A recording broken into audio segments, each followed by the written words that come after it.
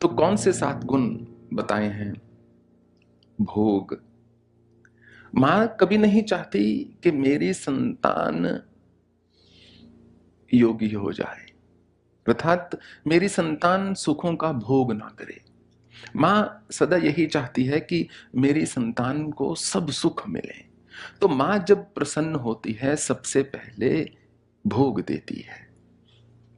ये देवी सिद्धि का पहला लक्षण होता है। वो व्यक्ति चाहे शमशान में बैठ जाए, उसके चरणों में वहीं पर संपत्ति आनी शुरू हो जाएगी। कहीं भी बैठ जाए, जंगल में बैठ जाए, पहाड़ में बैठ जाए, अंतर्ध्यान हो जाए, किसी गुफा में जाकर छुप जाए, महादेवी महालक्ष्मी के स्वरूप में उस तक वहीं पहुंच जाएंगी। दूसरा, ऐश्वर्य। महाभोगा महेश्वर्य, ऐश्वर्य देती हैं।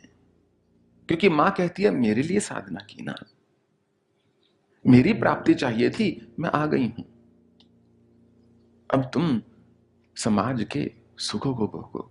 तो मां जब प्रसन्न होती है तो भोग के बाद ऐश्वर्य देती है कि समस्त संपदा जो है उपलब्ध है उस व्यक्ति के लिए। ईश्वर से ऐश्वर्य प्राप्त हो सकता है।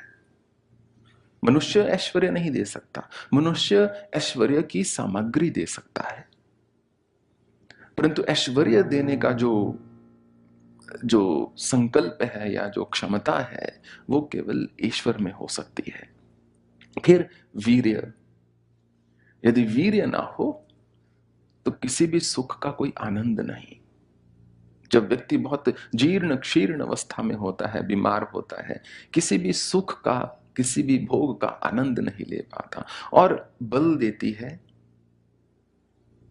पांचवा बुद्धि, छठा सिद्धि और सातवां इशित्व। इशित्व अर्थात इष्ट हो जाना स्वयं, कि जाओ अपनी इच्छा से जाकर जीवन को व्यतीत करो। ये समस्त विश्व, ये समस्त ब्रह्मांड मेरा लीला क्षेत्र है। जो मां जिस साधक पर प्रसन्न होती है, जहां जाकर जो करना है कर लो, तुम भी ईश्वर भाव में जियो। निरातंको रंको चिहरते विरम कोटिक न कहे, कि जो रंक है वो भी राजा होकर निर्भय होकर फिर विचरण करता है।